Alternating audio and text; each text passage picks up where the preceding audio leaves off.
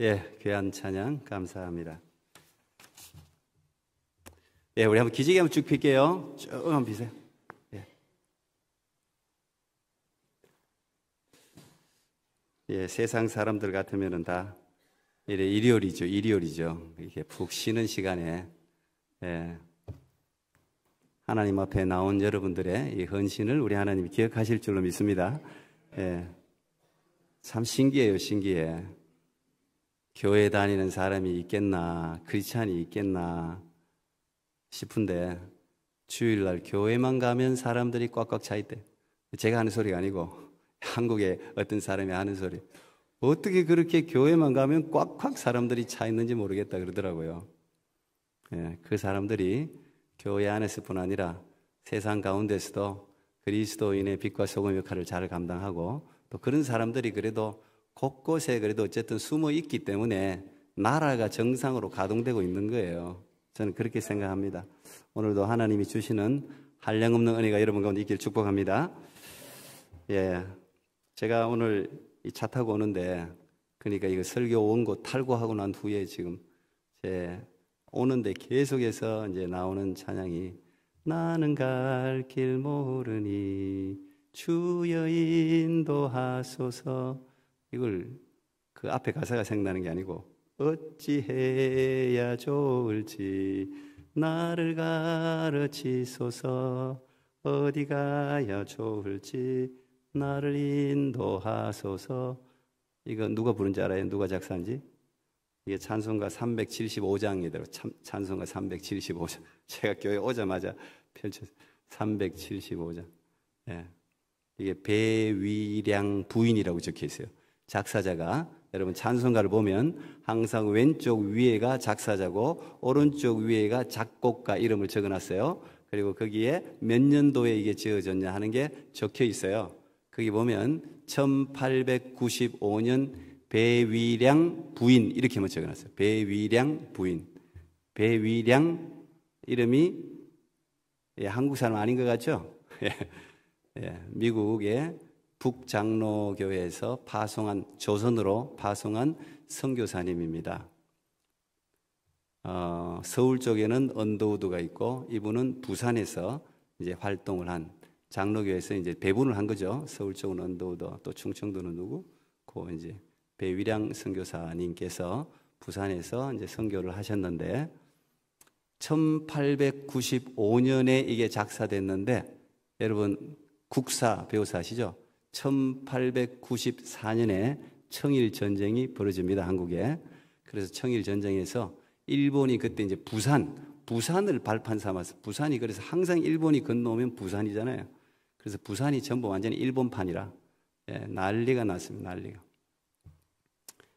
그런 상황 가운데서 이제 울산으로 옮겨야 되냐 뭐 말아야 되냐 이 선교의 방향이 어디로 갈 것인가 이제 여러 이런 이 조선의 역사에서 굉장히 어두운 굴곡 가운데 특별히 근대사에는 선교사님들을 빼놓고 이야기할 수가 없습니다.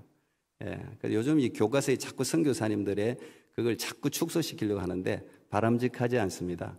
역사는 언제나 사실대로 기록해야 되는 거예요.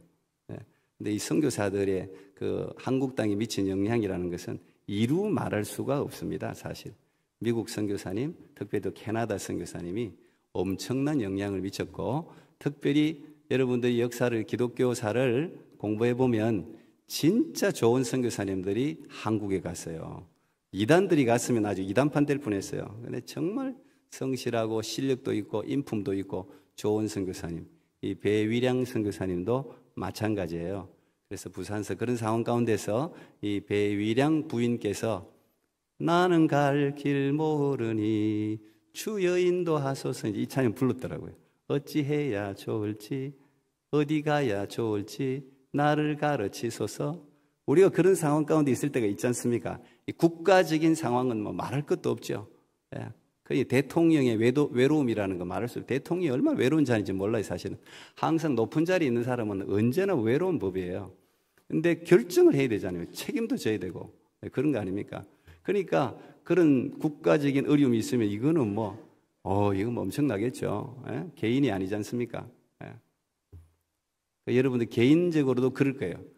어찌 해야 좋을지, 어디 가야 좋을지, 그런 모르는 상황들이 우리가 원하지는 않는데 부딪힐 때가 있단 말이죠. 나가지도 못하고 뒤로 물러가지도 못하는 그런 진퇴양난의 순간을 오늘 혹시 맞이한 분들이 있다면 이 설교 제목에서 벌써 은혜가 넘치지 않습니까?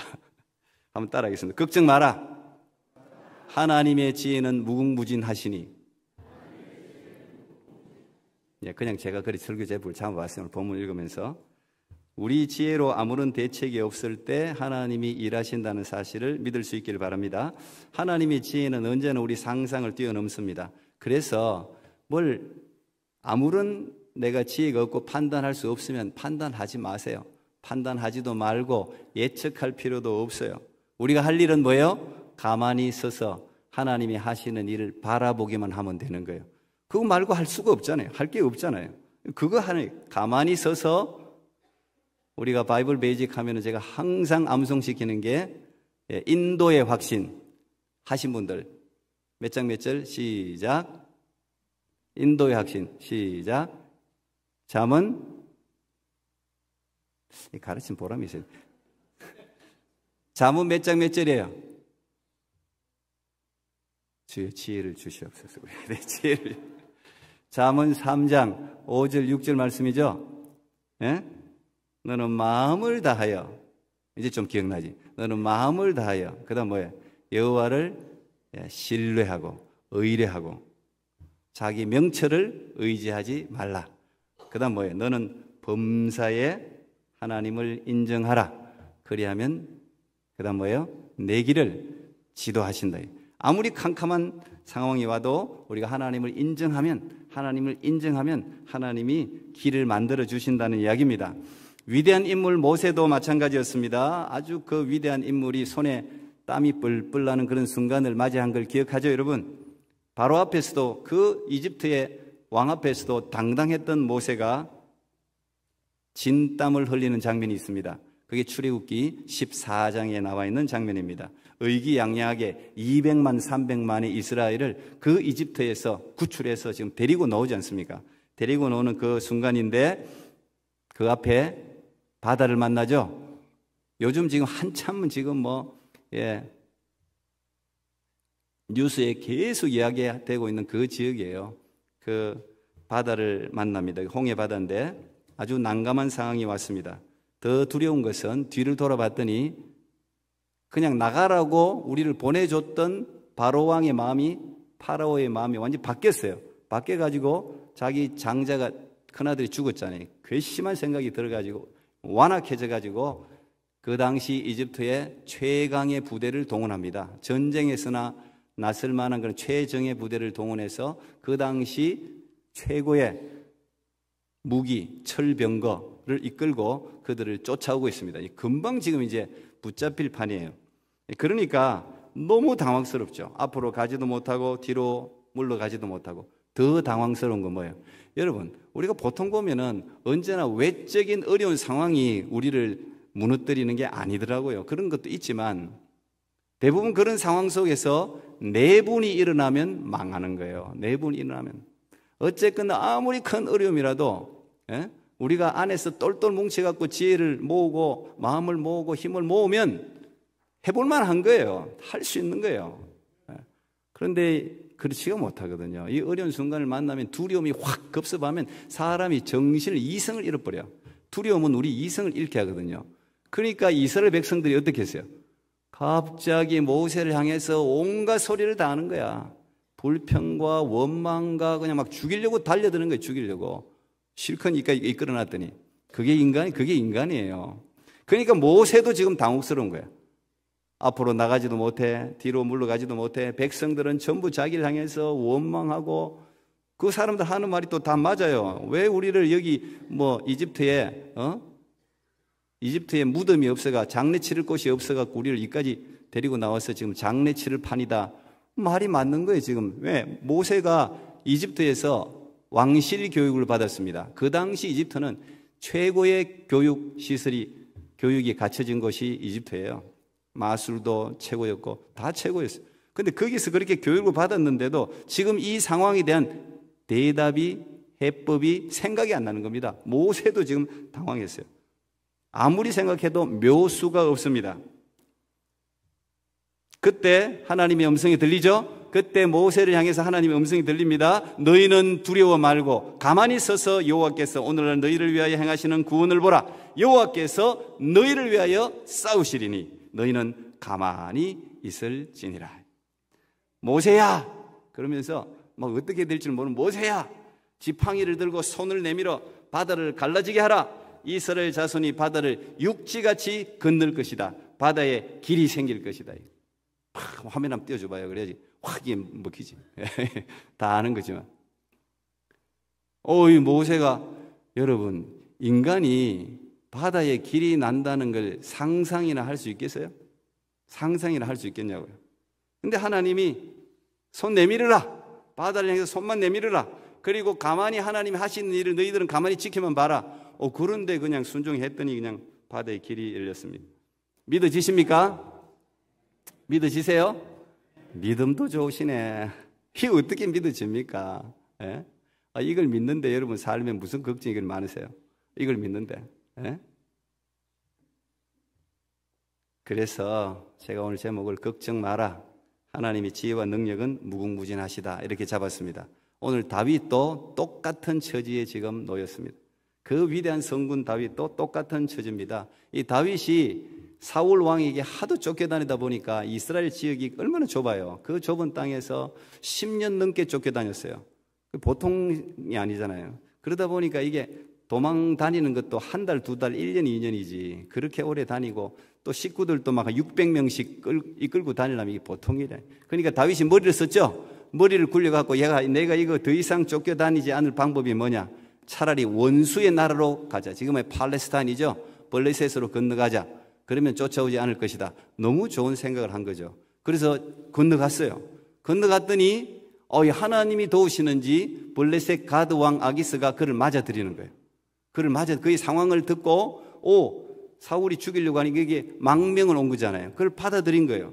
그리고 그에게 시글락이라는 장소를 주죠. 이 시글락이라는 장소는 팔레스타인 이 블레셋에 있는 해변가에 가까운 곳이 아니고 저 떨어진 곳이에요. 독립적인 땅이에요. 예? 자기 다윗이 진짜 왕처럼 군림할 수 있는 그런 곳. 별로 그 사람들 눈치 안 봐도 되는, 어떻게 보면 제일 좋은 것을 준 거예요. 그 시글락에 있으면서 이 다윗이 그 근처에 있는 평소에 그냥 다 점령하고 싶던 이방 민족들, 아말렉이다 뭐다, 그 주위에 있던 이스라엘을 괴롭히는 민족들 골라가지고 그냥 다 침략을 해가지고 거기서 전부 다 빼앗아 와가지고 전리품들을 빼앗아 와가지고 나누고, 오히려 이 블레셋에 와서 다윗은 아주 좋아요. 몸도 좋고 마음도 좋고 잠도 편하게 자고 먹을 거 넘쳐나고. 그러니까 다윗은 분명히 내가 머리를 진짜 잘 썼구나. 하나님이 나를 형통하게 하는구나. 제일 편한 삶을 살았을 겁니다. 등 따시고 배부른 삶이죠. 그야말로 오랜만에. 근데 하나님이 원하시는 삶은 아니었어요. 마침내 다윗이 도무지 자기 스스로는 어떻게 할 수 없는, 결정할 수 없는 어려운 순간을 오늘 맞이하고 있는 겁니다. 이런 날이 올 줄 몰랐죠. 이 블레셋이 영원한 어떻게 보면 원수잖아요. 이스라엘하고 계속 싸웠으니까. 딱 보니까 이스라엘이 지금 제일 약해. 다윗도 여기 와 있잖아요. 다윗도 그 최고의 장군 다윗이 지금 여기 와 있죠. 사울은 지금 미쳐 돌아가지고 다윗 찾는 데만 그냥 쫓아다니다가 국력 다 소모해버리죠. 백성들한테 원망 싸고 있죠. 딱 보니까 지금 딱 들어가면 그냥 이스라엘을 다 먹을 수 있을 거라고 판단한 거죠. 잘 판단한 거죠. 그래서 블레셋이 국지전이 아니에요. 그냥 마을 하나 빼앗으려고 하는 게 아니고 나라 전체를 통째로 먹으려고 하는 전면전입니다. 엄청난 전쟁이죠. 그러니까 블레셋 전체 군인을 다 일으켜 세운 겁니다. 거기에 다윗을 참전시킨 거예요. 너 참전해라. 그리고는 이 아기스 왕이 후방에, 아기스 왕이니까 자기가 제일 후방에 있는데 그 바로 옆에 다윗을 배치시킵니다. 그 말은 무슨 말일까요? 이 평소에 그 앞장에 보면 아는데 이 아기스 왕은 다윗을 경호실장감으로 내정을 한 겁니다. 말하자면 국방부 장관, 이 정도로 내정을 한 거예요. 그래서 마지막에 아기스 왕이 하는 건 뭐예요? 전쟁 앞에서 다 치고 승리하면 마지막 남은 게 사울 왕이잖아요. 이스라엘의 왕을 죽일 수 있는 기회를 다윗에게 주는 거예요. 마지막을 처리할 수 있는 기회를 다윗에게 주려고 아마도 옆자리에 세웠을 겁니다. 이때 이 아기스는 다윗에 대한 신뢰가 진짜 엄청났어요. 오늘 본문 읽어봐도 알죠? 다윗을 얼마나 믿는지 블레셋 자기 동족보다 더 믿어. 왜? 계속 살펴봤지 않습니까? 다윗이 시글락에서 옆에 다른 타 이방 민족을 죽이고 난 후에 항상 보고를 했는데 오늘은 누굴 죽였느냐? 그러면 이스라엘 민족을 죽인 것 같이 보고를 했단 말이에요. 그러니까 이 아기스 왕은 얘 다윗은 이제 도저히 건널 수 없는 강을 건넜구나. 얘는 이제 이스라엘로 못 돌아간다. 자기 동족을 다 죽였으니 사울 왕하고도 원수가 됐으니 얘는 더 이상 이제 이스라엘에 돌아가지 않고 완전히 내 편이 될 거다. 이렇게 용감한 애 골리앗을 죽인 이 출중한 장군이 내 사람이 되었으니 아기스가 다윗에 대한 그 신뢰도가 엄청났습니다. 오늘 그래도 데리고 노는 거 아닙니까? 그런데 이 다윗의 마음은 어떨까요? 이 아기스가 생각하는 그런 다윗이 아니지 않습니까? 사울을 원수로 여기지 않잖아요. 사울을 죽일 생각이 없지 않습니까? 죽이려 했으면 벌써 죽였지. 우리 2번이나 살려줬잖아요. 그리고 특별히 다윗은 또 사울의 아들 요나단과 맹세를 했잖아요. 요나단과 우리의 아이들을 잘 돌봐달라는 맹세를 하지 않았습니까? 그런데 이 전쟁에 가면 지금 자기 손으로 요나단을 죽여야 되고 약속을 파괴해야 되잖아요. 다윗이 원하는 걸까요? 절대 원하지 않는 거죠. 아기스는 모르는 거지, 그 속내를. 그리고 무엇보다 다윗은 이스라엘의 왕으로 기름 부음을 이미 받은 사람이에요. 이스라엘은 누구보다 사랑하는 사람이에요. 우리가 나라 욕을 하려면 나라를 진짜 사랑하는 사람만 욕할 수 있어. 그런 자격이 나 있다 생각해요. 교회를 비난하려면 교회를 진짜 사랑하는 사람만 교회를 비난해야 된다고 생각해요. 그런 거는 받아들여져요. 사랑이 느껴진다고. 이 다윗은요, 이스라엘을 진짜 사랑했어요. 그런데 이 전쟁에 지금 참여했는데 못 나간다고 말할 수도 없고 지금 나갈 수도 없고 지금 그런 상황이잖아요.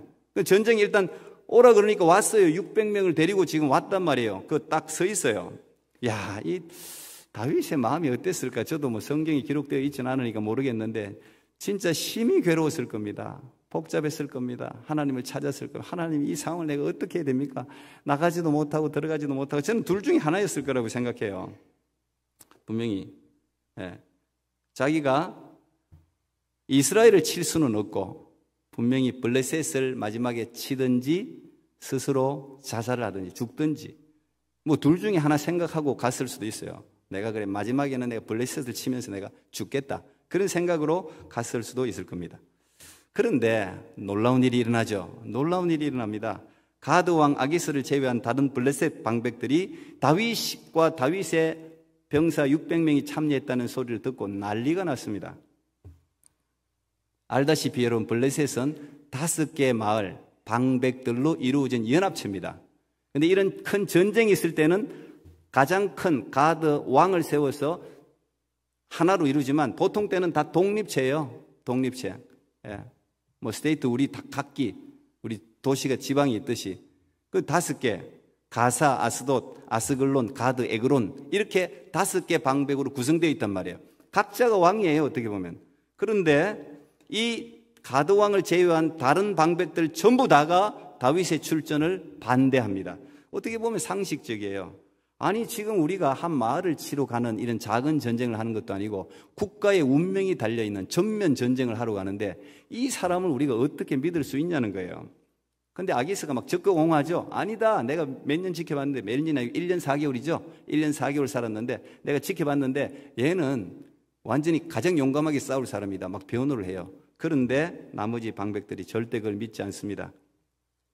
화를 막 냅니다. 만약에 다윗을 출전시키면 우리는 전쟁에 참여하지 않겠습니다, 뭐 그런 말은 없지만 그 정도로 가드 왕에게 막 전쟁 때 하나로 돼야 되는데 이 다윗 때문에 지금 내분이 일어나게 생겼어요. 그러니까 이 아기스 왕도 어쩔 수가 없어요. 오늘 이 네 방백들이 다윗 이름도 안 불러요. 히브리 사람이라고 그러잖아요. 이 히브리 사람. 이 히브리라는 말이 무슨 말인지 알죠? 강을 건넌다는 뜻이잖아요. 어디서 굴러온 놈, 이런 뜻이라고. 어디서 굴러온 놈. 이 놈을 어떻게 우리가 데리고 전쟁에 참여하냐.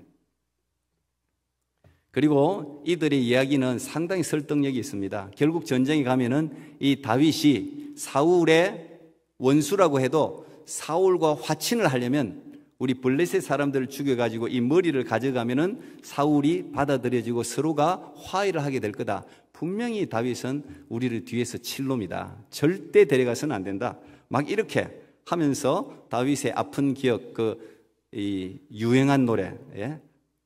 무슨 뭐 어쨌든 대중가요상을 받은 노래 있잖아요.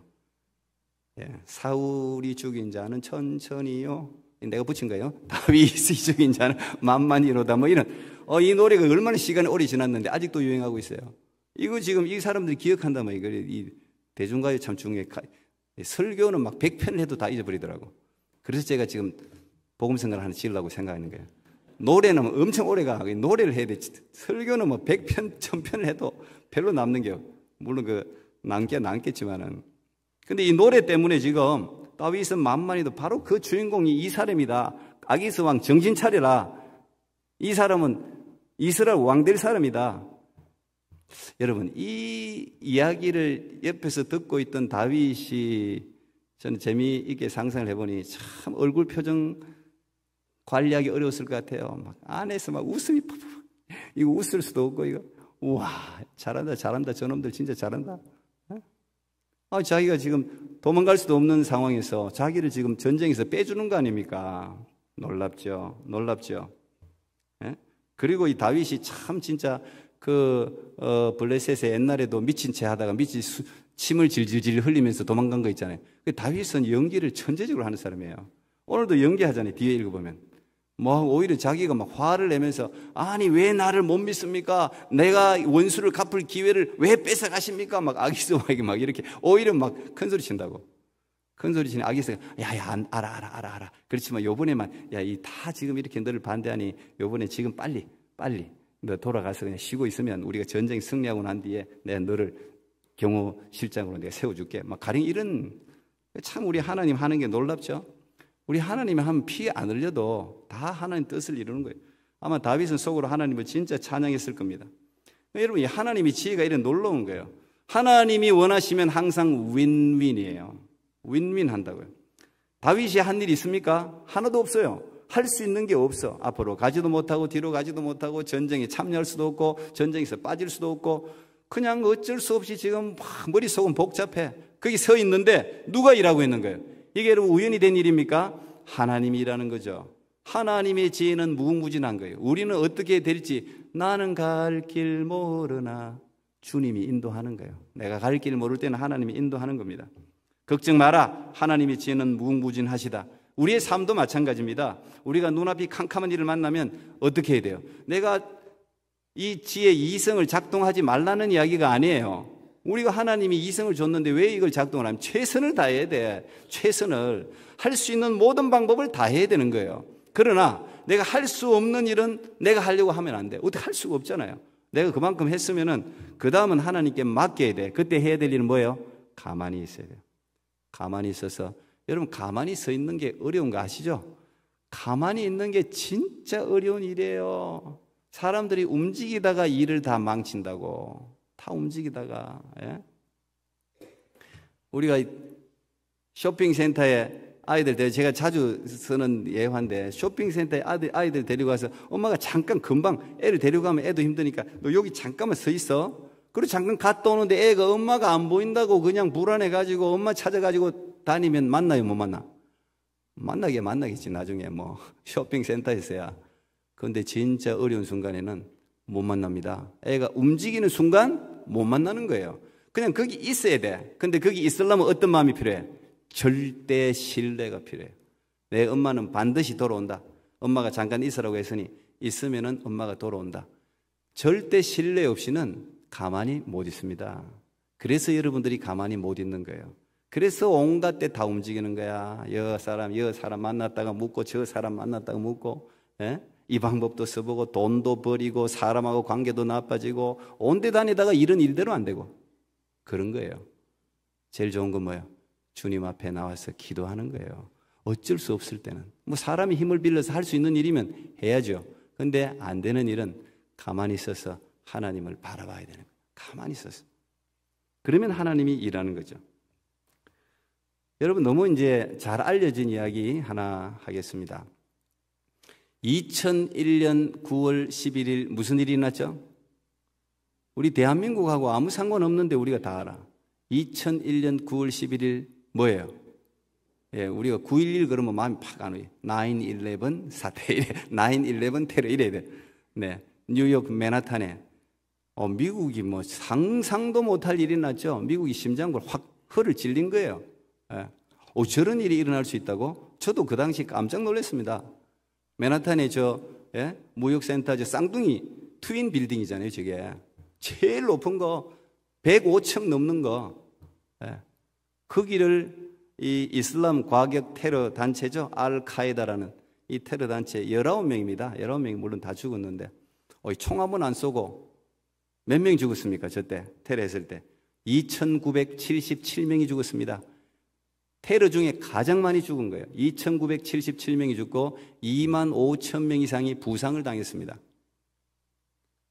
그러니까 그 자리에 지금도 여러분 뭐 저도 가봤지만 여러분들 보셔서 그 자리에 지금도 추모비하고 다 있죠. 그 자리 지금까지 이래 보존해 놓고 그걸 기억하게 하잖아요. 기억하게. 근데 저 비극이 일어났을 때 저 안에는 얼마나 많은 사연들이 있겠습니까? 굉장히 많은 사연들이 있을 거예요, 분명히. 그 중에 한 분의 이야기를 우리가 너무 잘 알고 있죠. 그 분이 바로 이희돈 장로님 아시죠? 이희돈 장로님이라는 분입니다. 그 당시 세계무역기구 부총재로 일했습니다. 아시안으로서는 처음으로 세계무역기구라는 이 엄청난 기구의 총재까지 도전한 분이 이 이희돈 장로입니다. 그 9/11 때 이분이 부총재로 있어서 그 9/11이 일어나는 시간에 그 세계무역기구의 이사진을 모집해 놨어요. 이사진과 미팅을 가지기로 되어 있어요. 그리고 거기 105층이 라운지랍니다. 105층 라운지에 식당이 있어요. 그리고 일찍이 조식을 먹고 그 다음에 이분들이 회의하는 곳이 84층. 이분 사무실은 77층인데 84층에서 회의를 하게 돼 있었어요. 그런데 비행기 두 대가 한 대 이쪽 때리고 두 번째 이쪽 때렸는데 첫 번째 때린 비행기가 몇 층을 때린지 아세요? 정확하게 84층을 때렸습니다. 그들이 회의해야 될 장소를 때렸습니다. 그런데 이분이 살아남았어요. 거기서. 이야기 아시죠? 들어보신 분? 생각보다 많이 없네요. 이렇게 유명한 이야기를. 별로 기독교에 관심이 없으시군요. 오늘 꼭 들어봐요. 이희돈 장로님 지금 좀 일찍이 돌아가셨어요. 61세로 돌아가셨는데 나는 참 진짜 요즘 크리스찬 직장인 크리스찬이 어떤 자세로 살아야 되느냐, 교회 장로님이 어떻게 장로직을 봉사해야 되느냐, 어떻게 헌금 생활을 하느냐, 어떻게 성경 생활을 하느냐. 이분은 이제 5개 구군가 뭐 그래 새벽기도 때마다 여러 나라 말로 그냥 새벽기도 때마다 이렇게 옆 사람은 방언한다고 했는데 자기는 방언이 아니고 계속 언어 외운다고 막 이 나라 말로 한번 했다가 저 나라 말로 한번 했다가 그래가지고 뭐 5개 국인가 뭐 그래 했대요. 근데 저도 뭐 이분 이야기 들으면 부끄럽지 사실. 대단한 분이에요. 어쨌든 하루를 1시간을 분초를 아끼면서 사신 분이에요. 그런데 이분이 자기가 소집을 했잖아요. 이제 부총재를 자기가 지금 소집했어요. 그런데 늘 아무 일도 한 번도 자기가 공항에서 화장실을 한 번 간 적이 없대요. 그 오랫동안. 근데 그날은 공항에서 커피를 늘 마시던 대로 커피를 마시고 가려고 하는데 줄을 그날따라 너무 많이 서 있어가지고 옆에를 봤더니 한가한 커피집이 있어가지고 그 집에 들어갔대요. 근데 그 집에 들어갔더니 커피를 내려달라고 했더니 그날 하필이 출근한 직원이 처음 출근해서 커피를 내릴 줄을 몰라. 멕시칸인데 영어도 잘 못하고 처음 출근해서 미안하다고.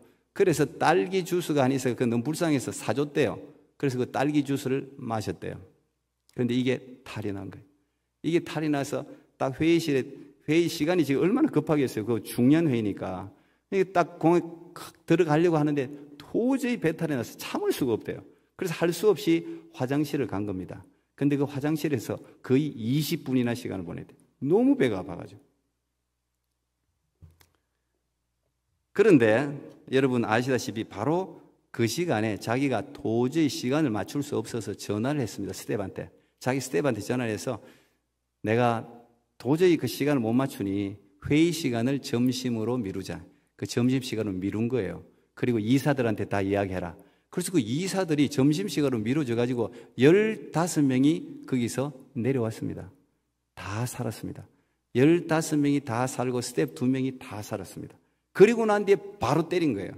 그리고 이 사람이, 우리 장로님이 딱 들어가려고 하는데 건물이 딱 뻥 하면서 이 무너지는 걸 직감해. 거기서 바로 택시를 타고 턴해가지고 쫙 나왔다는 거예요. 쫙 나오면서 뭐 터널에 들어오는 사람들 보고 지금 이머전시 하면서 막 돌아가라 그러는데 아무도 자기 말을 안 믿더래. 거기 들어간 사람 거의 한 2분의 1이 죽었대요. 그 터널에. 자기는 막 그냥 빠져나왔는데 어쨌든 이분이 직접 간증하신 내용입니다. 여러분들 들어보실 수 있는데 이분이 그 간증하신 내용을 글로 적은 걸 제가 그 부분만 제가 한번 읽어드릴게요. 하나님의 섭리의 손은 가끔은 인간이 이해할 수 없는 불편함으로 우리에게 기적을 가져다 주신다. 그날 아침 나는 하나님을 얼마나 원망했는지 모른다. 하나님, 왜 이렇게 중요한 때에 저를 돕지 않으십니까? 왜 이렇게 중요한 날 저를 이렇게 꼬이게 하십니까? 제가 오늘을 위해서 얼마나 많이 기도해 온 줄 아시지 않습니까? 배탈 때문에 자기가 일이 꼬여가고 하나님을 계속 원망. 아니 이렇게 중요한 해필 어떻게 배탈이 나고 세계 무역 여러 나라에서 이사들이 와가지고 지금 기다리고 있는데 한 번도 그런 적이 없대요. 그런데 그 중요한 그걸 하나님께 자기가 원망을 한 내용들이에요. 원망을 했다는 거. 왜 이렇게 꼬이게 하냐고. 그러나 하나님은 그런 불편함을 통해서 천하보다 소중한 내 생명을 건져주셨고 나만 아니라 내 동료들도 구해주셨다.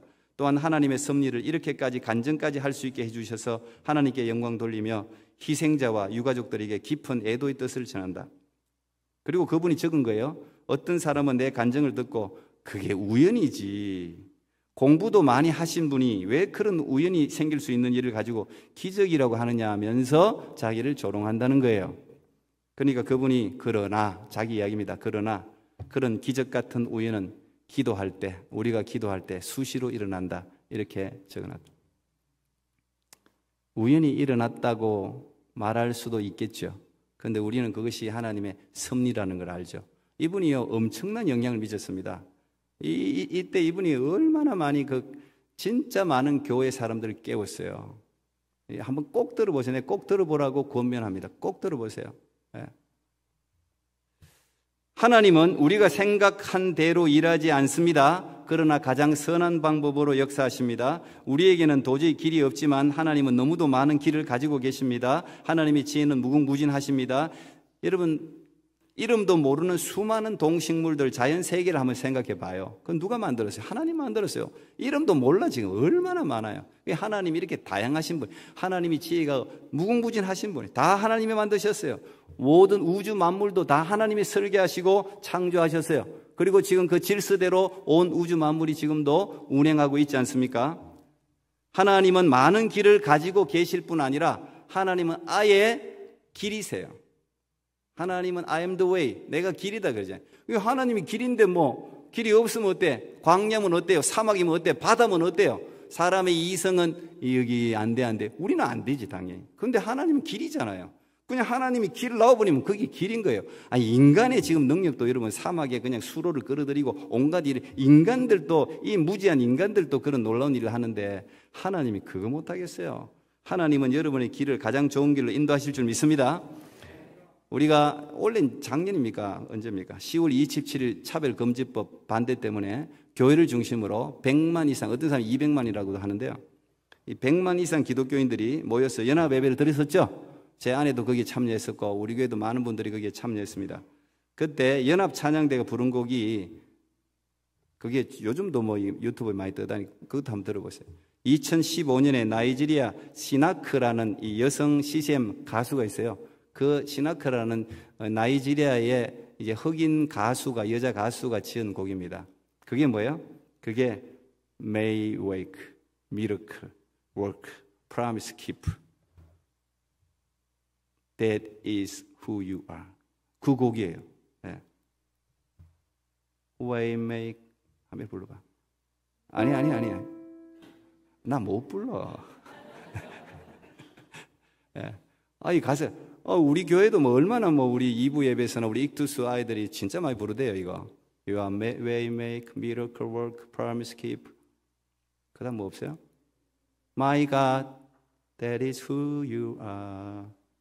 하나님은 없던 길도 만드는 분이십니다. 하나님은 기적을 상식처럼 만드시는 분입니다. 하나님은 약속하신 바를 반드시 성취하는 분이십니다. 여러분이 믿는 하나님이 바로 그런 분인 줄 믿습니다.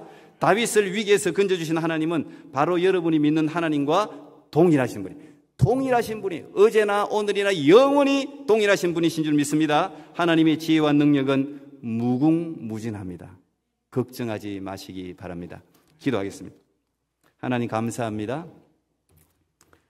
앞으로 나가지도 못하고 뒤로 물러갈 수도 없는 상황 가운데서 인간이 상상도 할 수 없는 길을 여시고 방법을 제시하시고 위기 가운데 건져주시는 하나님을 우리가 묵상했습니다.